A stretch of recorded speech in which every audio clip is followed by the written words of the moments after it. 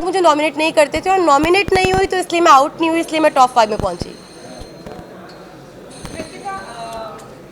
Press conference के बाद आप बहुत लो हो गई थी, क्योंकि हमने देखा आप जिस तरीके से बाथरूम में रो रही थी जी। और आप कहीं ना कहीं डीमोटिवेट आप भी हो गई थी और अरमान जी भी हो गए थे, क्योंकि उन्होंने कहा कि मैं नहीं चाहता कि मैं विनर बनूं और तू मुझे नॉमिनेट कर देना।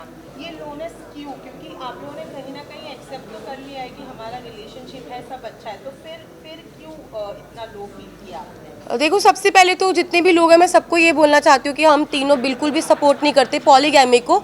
और शादी हो गई है, इसको 7 साल हो गए। जब हम लोगों ने शादी की थी हम लोग सोशल मीडिया पे नहीं थे, चीज़ें हो गई। बस यही है कि हाथ जोड़ के सब लोगों से यही रिक्वेस्ट है कि हम लोग बिल्कुल भी सपोर्ट नहीं करते 2 शादियों को।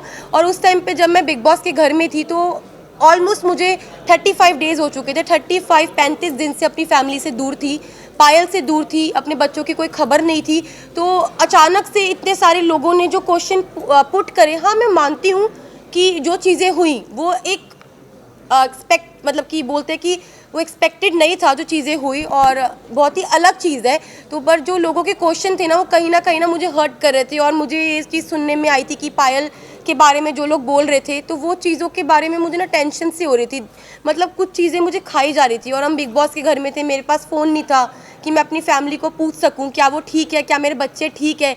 तो बस एक होता है ना कि आप 35 दिन से भरे हुए थे और वो उस दिन जो बातें हुई उस बातों से मुझे तोड़ दिया और मैं इमोशनली ब्रेकडाउन हो गई थी। पर फिर जब मैं रोई और मैंने अपनी जो दिल की बात थी अरमान जी से शेयर करी, फिर मैं थोड़ी सी, मेरा जो दिल है वो हल्का हुआ। आप लोगों ने प्रेस कॉन्फ्रेंस के बाद मीडिया को पूरा दोषी करारा, आपने और अरमान जी ने और रणवीर जी ने, कि मीडिया ने आकर ये बोला क्योंकि मीडिया के पास कोई मुद्दा नहीं था।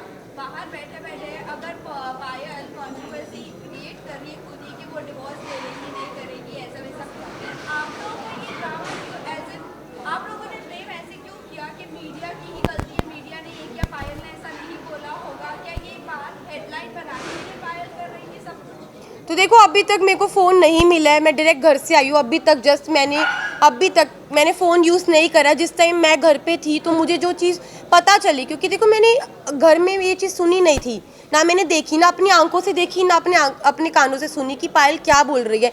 तो मेरे को एक कहीं ना कहीं अरमान जी को, रणबीर जी, सबको ये लग रहा था कि हो सकता है कि कोई मेरे को फॉल्स स्टेटमेंट दी हो या कोई बात को घुमाया गया हो। क्योंकि जब तक इंसान अपनी आंखों से नहीं देखता, अपने कानों से नहीं सुनता, वो विश्वास नहीं कर सकता। लेकिन अरमान जी ने पूरे सीजन में एक दूसरे की सुनते हुए लोगों के ऊपर तहमतें भी लगाई और उन्होंने बराबर से जवाब भी दिया। वो आपको नहीं लगता है कि वो सही है?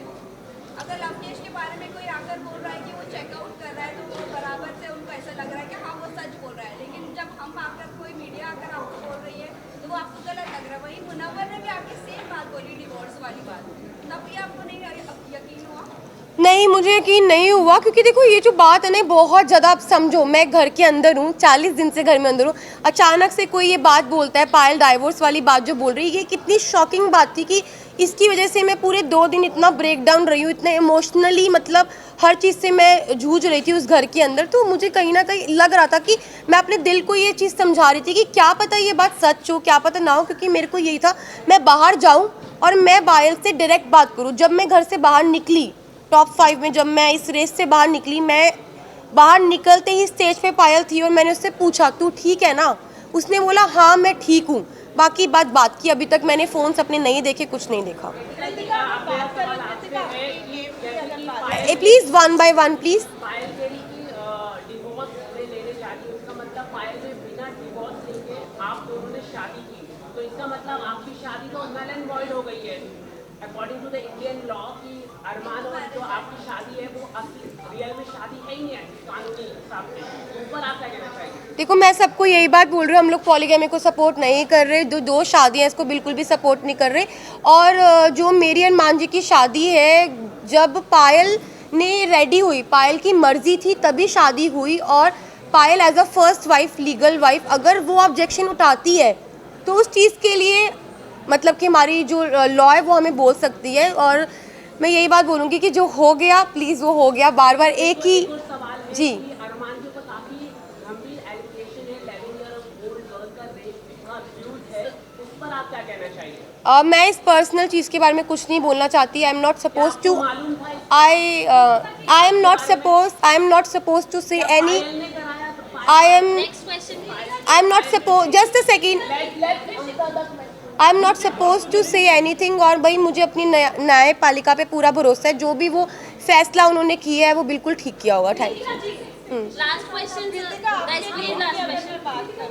एक्सपेक्टेशंस और उम्मीदों के साथ आप बिग बॉस हाउस में तीनों आए थे, बट सिचुएशन बहुत ज़्यादा अलग हो चुकी है.